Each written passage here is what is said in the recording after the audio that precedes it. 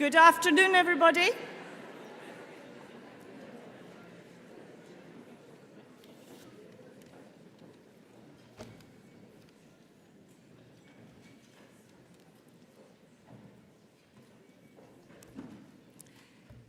Good afternoon.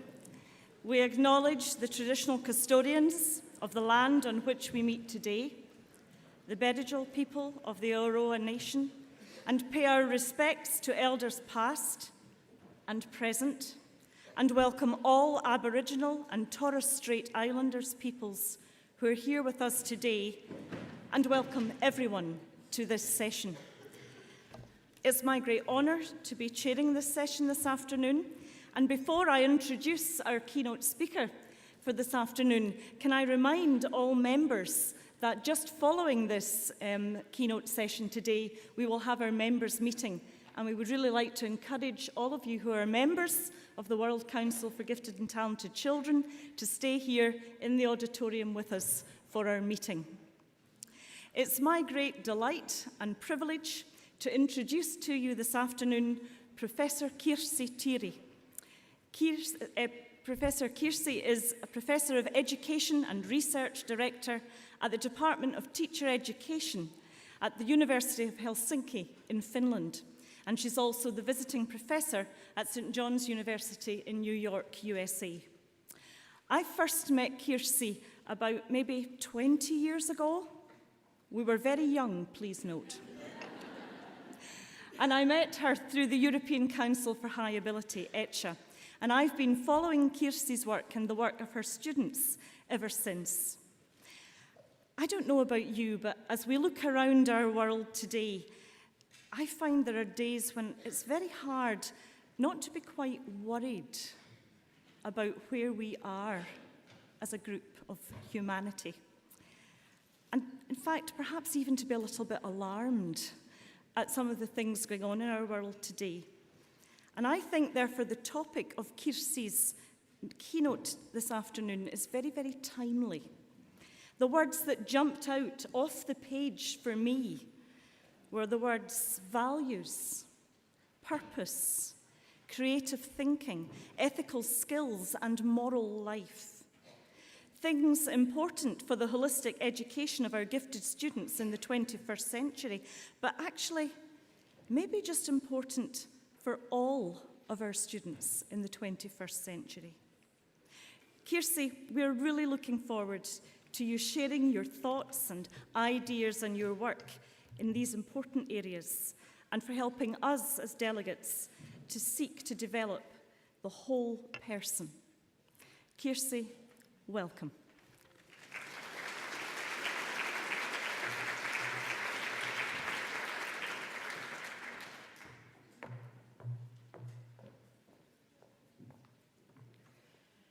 Thank you so much, Margaret, for these very kind words.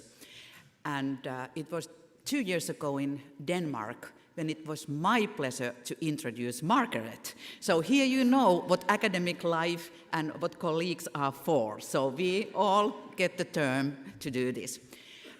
2 years ago, my better half, my dear husband, who is also here, made a keynote in Denmark. For me, it has been 10 years. I haven't keynoted in the World Conference for 10 years. It was 2007 in Warwick, England, when I last gave a keynote. So I really feel that I have something new to share with you. Some of the things I'm talking today are things that I have never presented before. So you are the first ones, to hear this presentation. And this is my first time in Australia, so thank you for inviting me. I'm so thrilled to see my favorite building, the Sydney Opera. I can see it from my hotel room window, so I have been thrilled.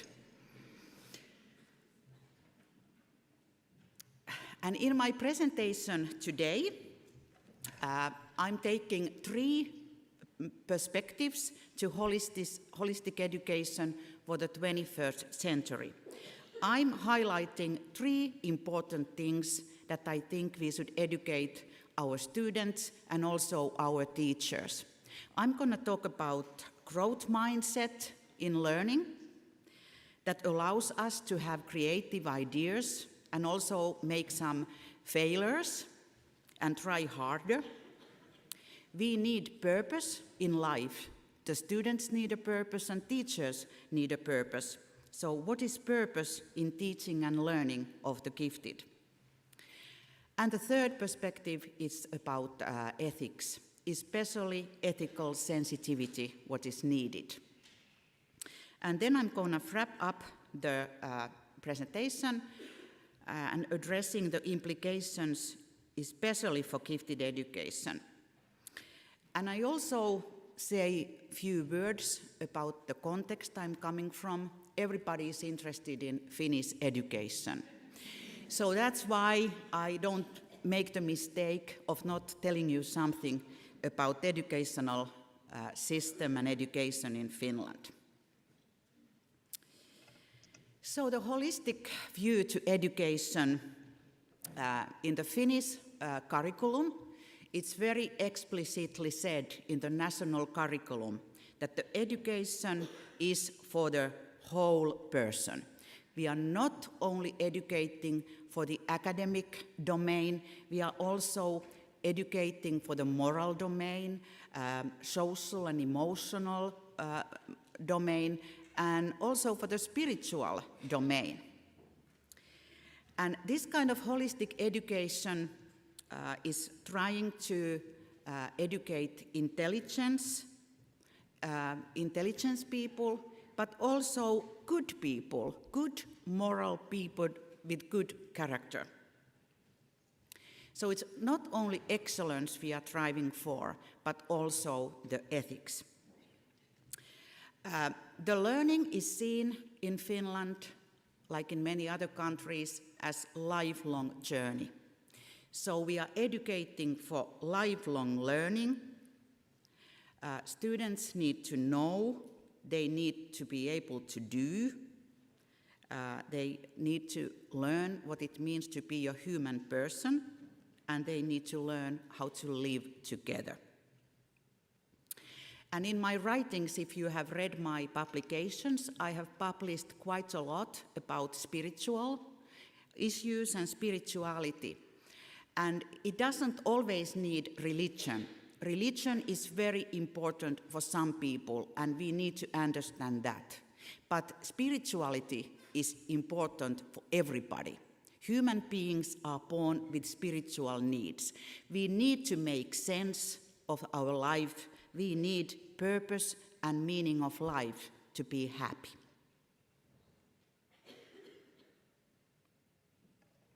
And now we come to the context, Finland. And here you can see in this table one reason why Finland has been so famous and everybody wants to come and learn from us. So every year we have so many visitors who want to visit our schools, who want to see our teacher education. And one reason has been Finland's success in the PISA studies.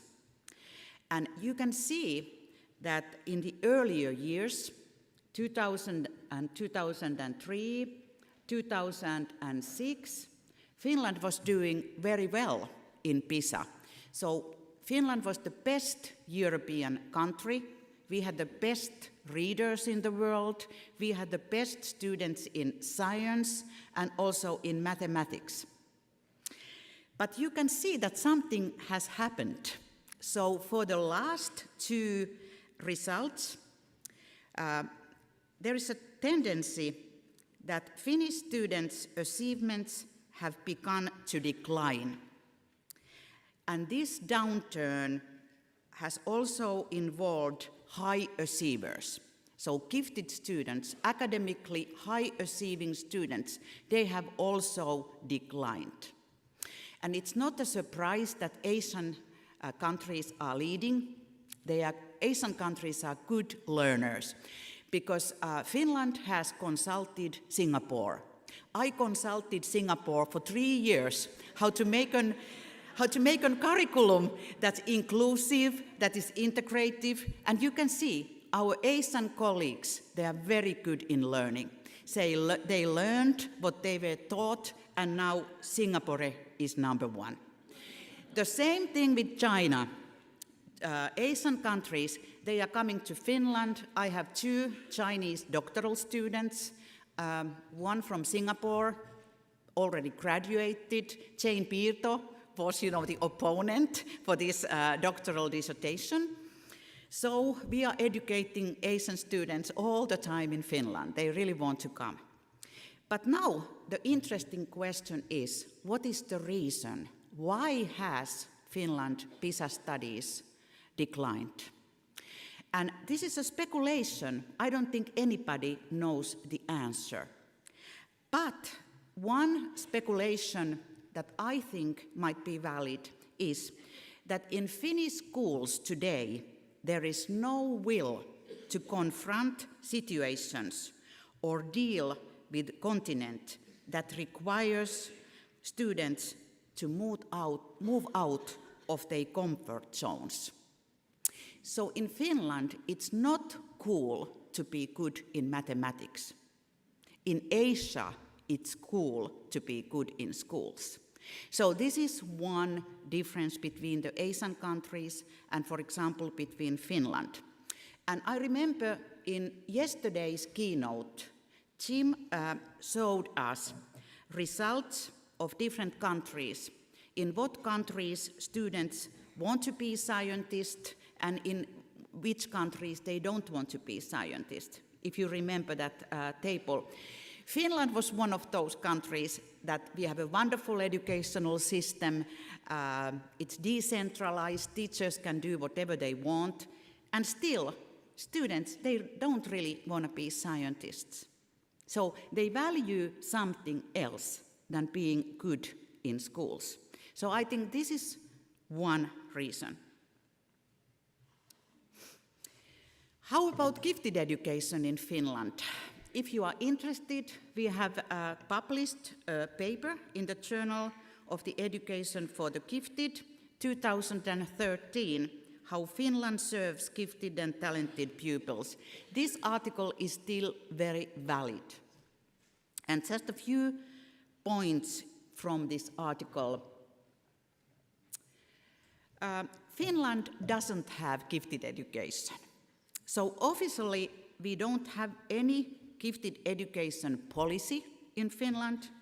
We don't have any definition of giftedness or identification criteria in our schools. And this is very typical for Nordic and Scandinavian countries. So in the egalitarian Finnish school system, the educational principle has been to maintain equality. Equality is the national value in Finland. And this means that everybody wants to take care of those students who have learning difficulties or some other kind of problems. And gifted students are not really mentioned at all. However, if we want to support gifted students, it's mainly done in mixed ability settings. So we don't have very many special schools or special classes. So it's really within the classroom with diverse population that gifted students need to be supported. And our research is telling, you can see already 1994, my first publication in gifted education, which was published in the Gifted and Talented International, we surveyed Finnish teachers and asked, what are you doing with your gifted students? And it was the differentiation of teaching. That was the main method. We repeated this study with my former doctoral student, Sonja Laine, who is now the delegate of the World Conference, World Gifted Organization, 2017, this year, and we found out that not very much has changed. Still, it's the differentiation of teaching, how the needs of the gifted students are met. However, there are still some terrible things. There are still too many teachers who say, we are using gifted students as our assistants. So that's a terrible thing. That was in 1994, and still this year, this is happening in Finnish schools. So in this kind of a country, it's inclusive education that we need to observe. And we are using the definition of inclusive education as non-discriminatory quality education for all. Because this definition means that when we talk about inclusive education, it's not only the weak students or the immigrant students, but it's also the gifted students. And this is the way how we can address gifted students in Finland. And we really believe that gifted students, they have a need and the right to educational opportunities and learning that meets their special needs and enhances their future. Two of my very recent publications are on this topic. So if you are interested, there's a chapter in the International Handbook on Teacher Education where we have authored a chapter, Inclusive Education in Teacher Education. And this is the way how I try to educate our teachers to acknowledge the gifted students. However, like I told, in Finland, teachers have so much freedom. They can teach almost whatever they want. They do their own curriculum. And this also means that in Finland, meeting the gifted students' needs, it really depends on the teacher.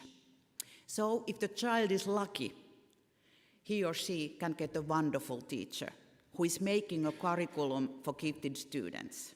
And the education can be excellent, the best in the world. But it's also possible that the child gets a teacher who's using the gifted child as an assistant, and nothing else is provided. So, what can we do? We need to educate the teachers. It's also very difficult to choose theories and approaches in this kind of a context. Integration and inclusion, equality. And one of the theories that really works in the Finnish context has been Carol Dweck's two mindsets. Because this approach is really emphasizing the effort. It's emphasizing that everybody should try, everybody should work hard. And here you can see Dweck's two mindsets, growth mindset and the fixed mindset. She has published a book, popular book. You can see here the cover of the book. But Carol Dweck, she's a professor of psychology at Stanford University. She has published enormous amounts of scholarly work.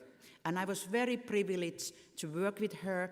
I spent 10 years at Stanford as a visiting scholar, and Carol Dweck was really, in my project, she has been the advisor. And according to her, if you have a growth mindset in learning, then you believe that success and personality, they are products of hard work and efforts. So you really need to work for your talent, you really need to work for your personality.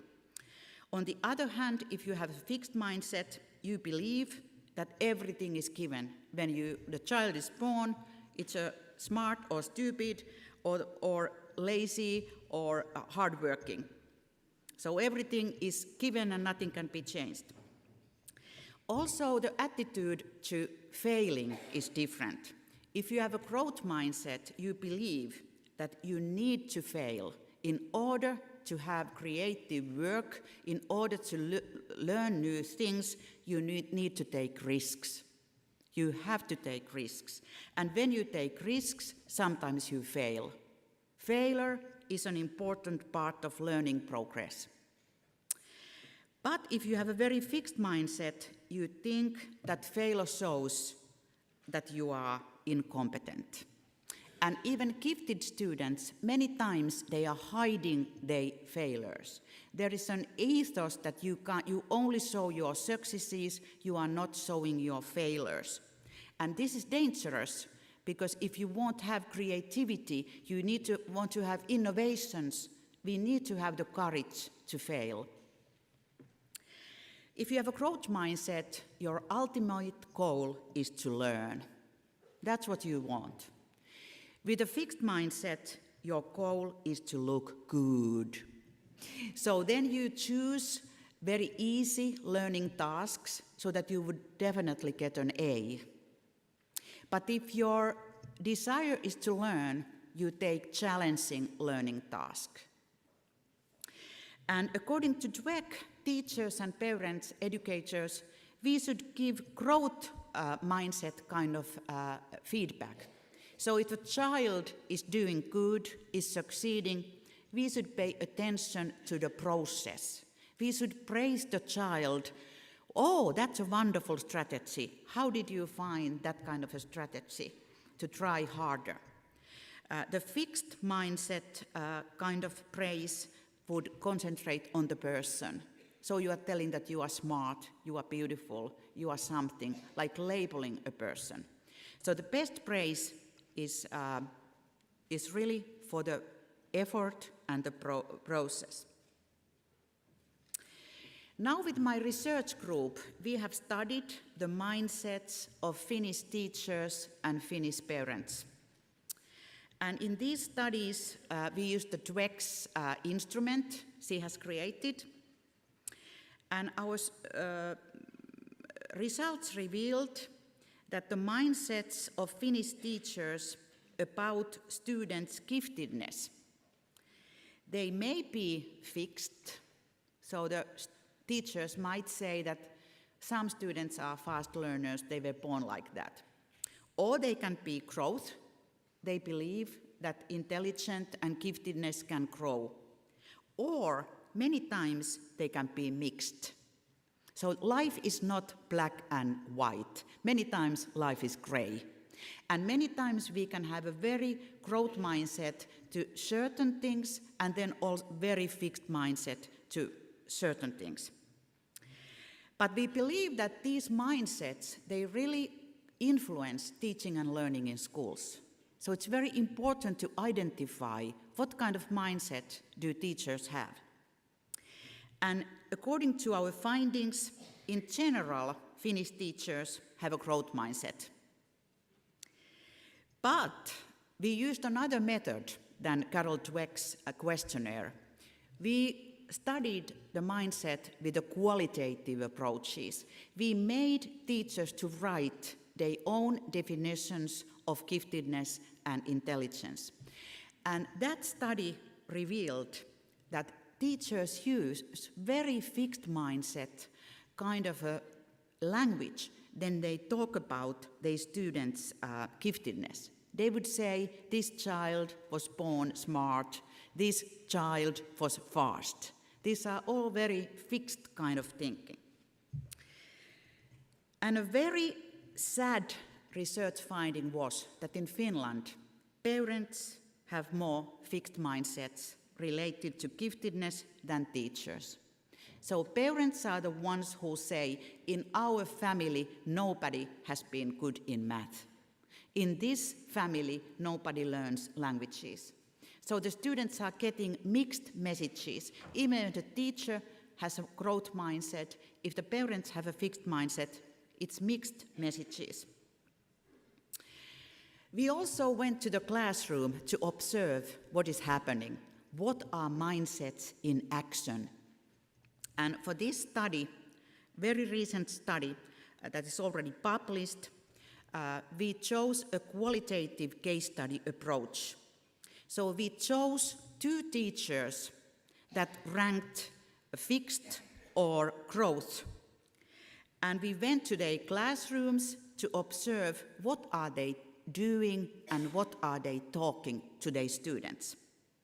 The other teacher, let's call him Jack, was a teacher of mathematics. And the other teacher, let's call her Sally, was a language teacher. And this Jack was the one with a very fixed mindset. And when we observed Jack, we saw that he labeled his students. He didn't give any homework. And in an interview, we asked Jack, why didn't you give any homework? And he said, these students are so lazy that they wouldn't do them anyway. So he didn't even give a chance for the students, to excel. The other teacher, Sally, who had a mostly growth mindset, had very high expectations of all her students. She expected a lot from the weak students, but also from the gifted students.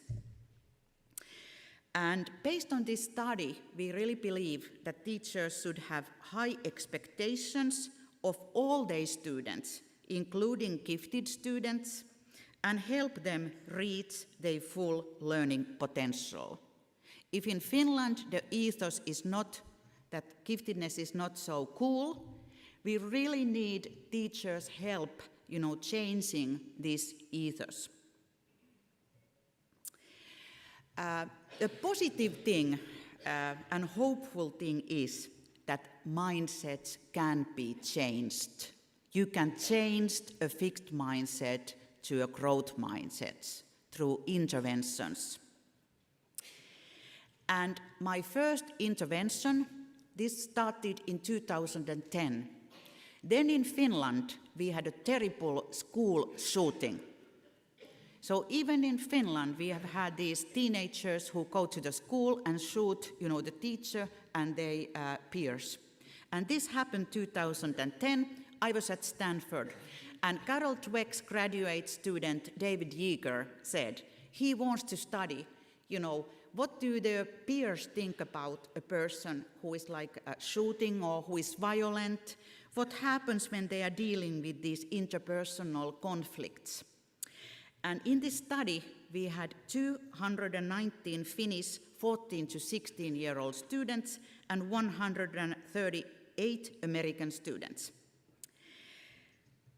And in this study, we found that if a student had a fixed mindset to the possibilities of a person to change, if you think that people can't change their personality, if somebody is a bully, they will remain bullies for the rest of their life. If somebody is a criminal, they will remain criminals for the rest of their lives.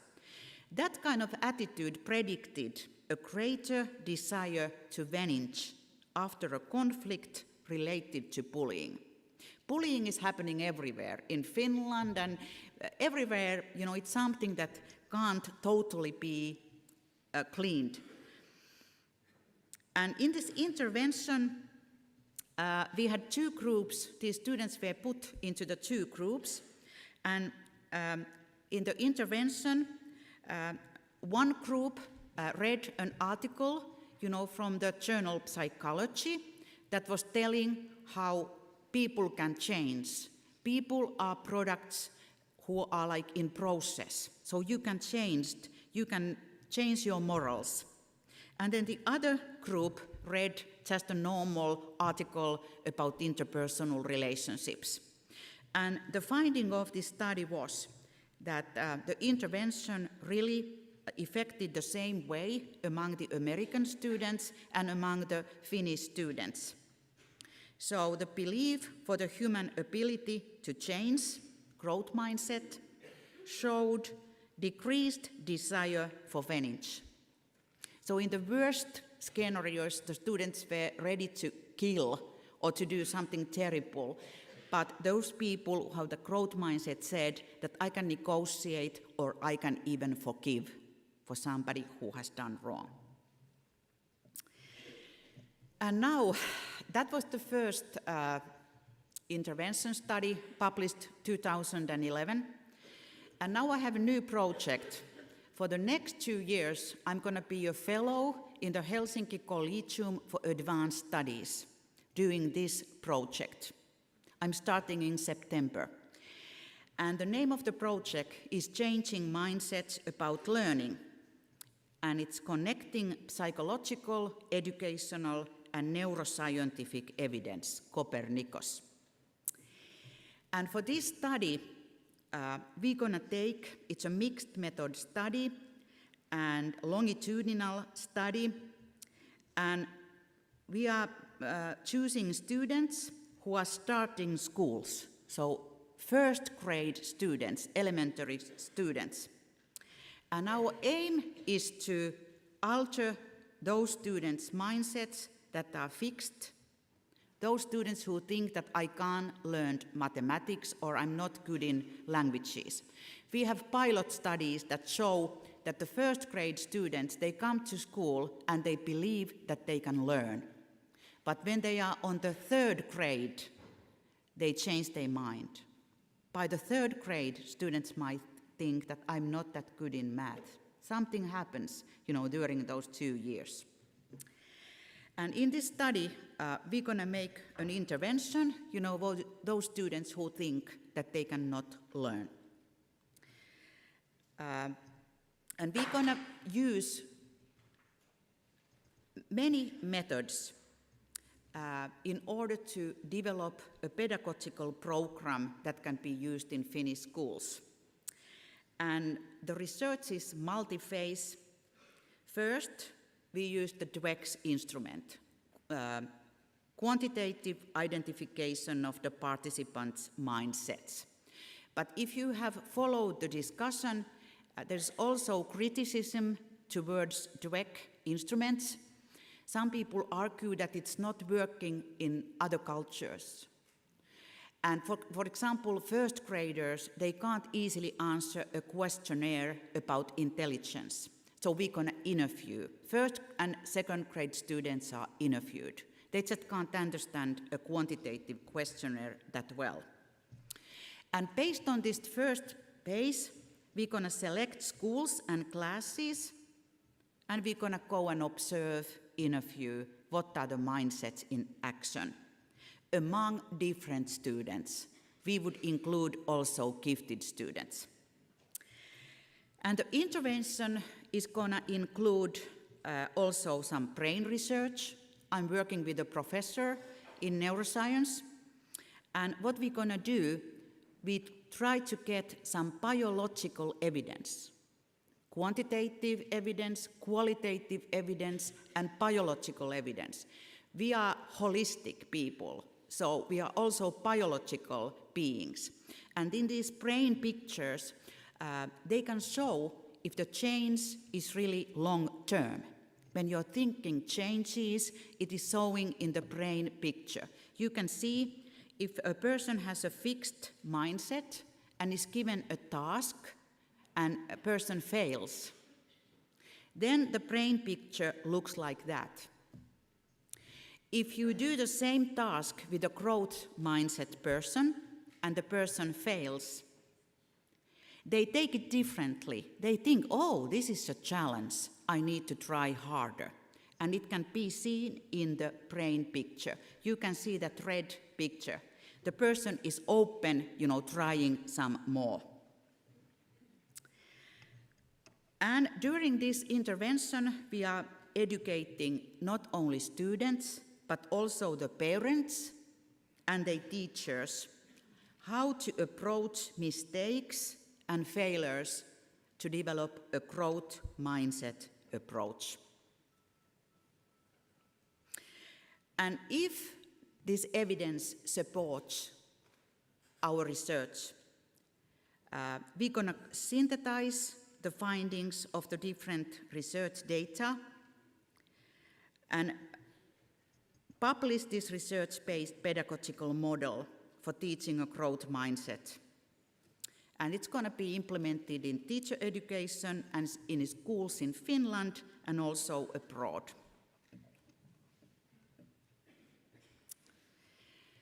What else do you need to have a good life? Growth mindset really helps you to learn. But you need something else. Everybody, the teachers and the students, including gifted students, need a purpose in life. You need to know, why it is important, to learn mathematics or languages. What can I do with my gifts and my talents? And here you can see another famous researcher, Professor Bill Damon, also from Stanford University. I'm very grateful to him. He hosted my stay at Stanford for 10 years. And you can see he has published the book, The Path to Purpose. And in his book, he is discussing this issue, how important it is for our youth to find a purpose in life. And here you can see the definition by Damon, what purpose means. So not everything is a purpose. If something is purpose, it needs to be a stable and general intention to accomplish something that is at once meaningful to the self and of consequences beyond the self over the time. So, for example, if I tell you that my purpose is to drink wine that I love, I'm a wine lover, I want to drink all kind of wine, it's a good thing, but it's not purpose. It's very hedonistic, it's only for myself. But if I'm saying that my purpose is to teach teachers so that they could promote the education of all students, including gifted students, then it's a purpose. Then it's meaningful to myself, and it's beyond myself. And Bill Damon advocates high standards. He's saying that it's the lack of purpose that causes addictions, depression, unsocial behavior, and lethargy among the youth. It's not that we are demanding too much or young people are too stressed. The problem is that they don't see a purpose. And finding purpose, according to Damon, promotes pro-social behavior, moral commitment, achievement, and good self-esteem. These are the things that we want to give to our youth.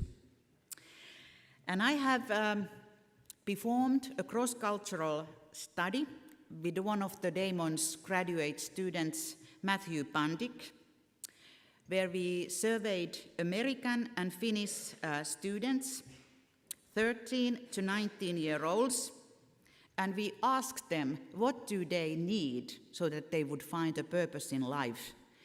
And one finding was that in America and Finland, the young people, they really need teacher support. They don't find the purpose by themselves. They need the teacher to tell them what's the purpose in their studies and in their lives. And I have been happy to be involved in the project about youth purpose. It's a project that is funded by John Templeton Foundation. The PI of the project is Sana Moran from Clark University and Jenny Mariano from Florida. And some of the findings of this project are published in the special issue of the Journal for the Education for Teaching just last year. This special issue has findings from 7 countries, how purpose is taught, in Brasilia, in China, in Finland, in United States, in Spain. So if you are interested, you can find many good pedagogical approaches in this issue. And in this issue, we have also published purpose profiles of Finnish teachers. And I'm just going to open up these profiles and use gifted education as a context. We surveyed more than 300 different kind of teachers and found that 23% of those teachers can be called something like disengaged. So 84 teachers couldn't express any purpose to their teaching, and they didn't show any signs that they are seeking for a purpose. And if we take gifted education as an example, this kind of a teacher would say, there is no need for gifted education. I don't see any need. That would be a very disengaged teacher. Unfortunately, we have those. 15% could be profiled as dreamers. Dreamers are teachers who express ideas about purposes that they would like to have. For example, some educational ideas how gifted students could be educated. But they do nothing or very little to achieve these ideas. Majority of the Finnish teachers in this sample were dabblers. And this means that they are teachers who have engaged in some activities that appear to be potentially purposeful. For example, they have been in the in-service training of different methods, how to differentiate teaching for gifted. But they don't show any meaning of these activities beyond the present. They take the course and then they forget. And then, fortunately, 24% of the teachers were purposeful. And they are teachers who have found something meaningful to which to dedicate themselves, who have sustained this interest over a period of time, and who express a clear sense of what they want to accomplish in their teaching and why. This is what we are here for.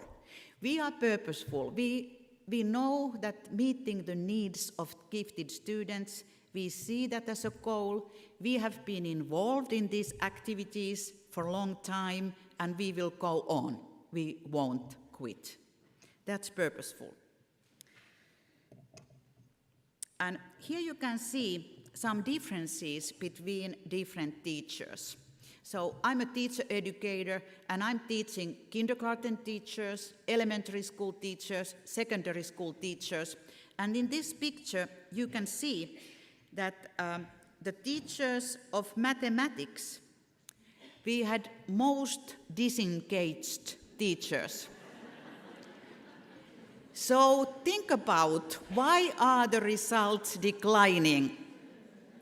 That's a very sad finding, and I really think that we probably need an intervention among mathematics teachers. And you can see that teachers of religious education were the most purposeful. That was a very clear finding. And maybe it's based on this subject knowledge. You know, religion is something that if you become a religious education teacher, it's usually very meaningful to yourself. So you are really engaged in religious issue, you are reflecting it to your own identity, you have studied philosophy, so this purpose is easier for those teachers. But overall, you can see that these doubles was the highest profile among all the teachers. So this is telling that teachers need education for purpose. And then we come to the third perspective. We have had growth mindset, we have had purpose, and the third aspect is ethical sensitivity. It's moral judgment based on Kohlberg's theory that has been the most studied aspect in moral development.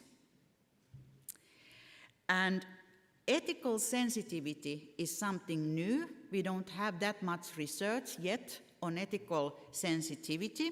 Still, I'm claiming that it's the most important aspect in morality, because ethical sensitivity is the ability to see the moral aspect in the situation. How can you judge if you can't see? It's easy to solve abstract problems that are not your own, but ethical sensitivity deals with real life when we need to communicate with people from diverse backgrounds, inclusive settings. It's very much needed.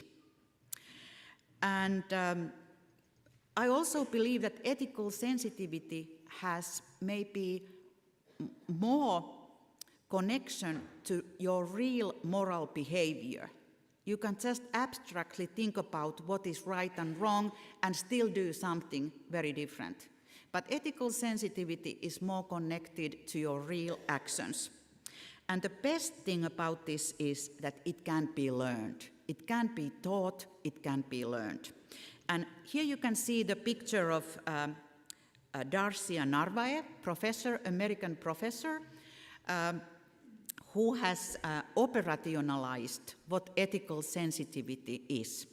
You can see here 7 dimensions: reading and expressing emotions, taking the perspectives of others, caring by connecting to others, working with interpersonal and group differences, preventing social bias, generating interpretation and options, and identifying the consequences of actions and options. And in my research group, we have developed an instrument which is called ESSQ instrument.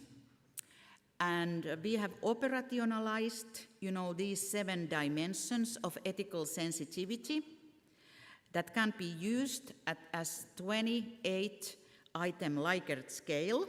So you can do it as a self-evaluation, or a teacher can evaluate a child, or parent can evaluate. And you evaluate the statement from totally disagree to totally agree. And here you can see an example of the first set of skills, which is reading and expressing emotions. And when you are developing a scale, it really needs to be validated. You really need to study the psychometric qualities so that the instrument gives you reliable results. And we have published a book, 2011, Measuring Multiple Intelligences and Moral Sensitivities in Education, with my colleague Petri Nokelainen. And in this book, we have this ethical sensitivity scale, we have spiritual sensitivity scale, intercultural sensitivity scale, religious sensitivity scale, among others. So if you are interested, you can find this from Sense bookstore or Amazon.com. And all the psychometric qualities of the instrument are discussed in this book. You have seen that I have used American theories, and it's very important. We look up to our wonderful American colleagues, but when we are living in the global world, these theories, they need to be tested in other cultural contexts. And that's another thing that I have done. And this ethical sensitivity scale has been tested with the teachers from Iran and Finland. We had like 800 teachers altogether from Iran and Finland, and they all answered our questionnaire. And we wanted to research, is ethical sensitivity in teaching culturally bound? And this study has been published in a journal called Compare, that publishes cross-cultural research. And the main finding of this study was that usually teachers, they are so sensitive, they rate high. Fortunately, we can attract people who have ethical sensitivity. Both Iranian and Finnish teachers ranked very high in caring and connecting with others. Teaching is a caring job. You want to care for your students, your gifted students. But we also found a difference. Finnish teachers ranked so much higher on taking the perspective of others. This was very difficult for the Iranian teachers. And now we come to the cultural issues. Finnish teachers have all the freedom, they can do whatever. In Iran, it's a very Muslim country. It's very decentralized country. The teachers are given, they are said what they have to do. They don't have that much freedom. It's much more difficult for them to take the perspective of others. We have also studied differences. Are there any differences between boys and girls? So the gender and ethical and sensitivity. And these studies have been done in Finland and also in the Netherlands. I have a doctoral student in Netherlands who is going to graduate this December, and she has studied ethical sensitivity. And in both samples, in Finland we had a secondary school students, in Netherlands we had higher education students. Female students estimated their ethical skills higher than the male peers. And in the Dutch data, female students scored higher in taking the perspectives of others. So this is an item that we can find most differences. And of course, this tendency for the females to score higher can be explained by the nature of items, which mostly measure caring ethics with emotional and social intelligence. How about gifted students' ethical sensitivity? We have studied this with both Finnish sample and Dutch sample. And it's the same result. Academically gifted students estimated their ethical sensitivity skills higher than average ability students in both countries. And we know from the previous studies on morality, on moral judgment, that gifted students, they hold a privileged position in the maturation of moral thinking because of their precocious intellectual growth. Especially on moral judgment, you are dealing with abstract concepts, and if you rank high on intelligence and logical thinking, you usually rank high on the moral judgment. But ethical sensitivity, we didn't know, and now we have similar trend. And then we come to the implications for gifted education. I have now presented you 3 perspectives that I think are needed for holistic education globally. Even I'm coming from Finnish context, I think these are the things that are needed in the world. So educating from growth mindset in learning supports creativity. We need creative people for the 21st century. And it encourages gifted students to try harder instead of trusting their current abilities. We also need purpose. Both students and teachers need a purpose in life. And educating gifted students for their purpose calls for purposeful teachers who have a clear vision in their teaching. We need to have a vision how we educate our gifted students. And we also want to educate moral citizens for the 21st century. And that requires ethical skills, especially ethical sensitivity, taking the perspective of others who are different. It's very important for the gifted students. And it's needed to be able to combine excellence with ethics. And now I am challenging you. I'm challenging myself, I'm challenging every one of you. Researchers and teachers in gifted education, we need to take the leadership in these issues. We are the key agents in actualizing holistic education for the gifted. And I believe you can do it. So I'm leaving you with this challenge today. And I thank you for listening.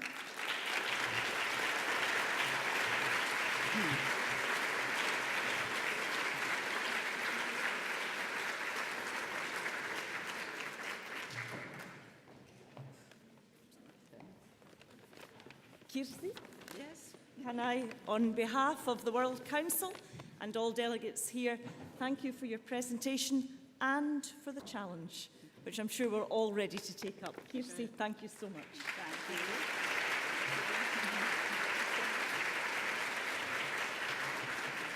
Can I take this opportunity to remind you that we are going to start the meeting here at 5:15. Thank you very much for coming this afternoon.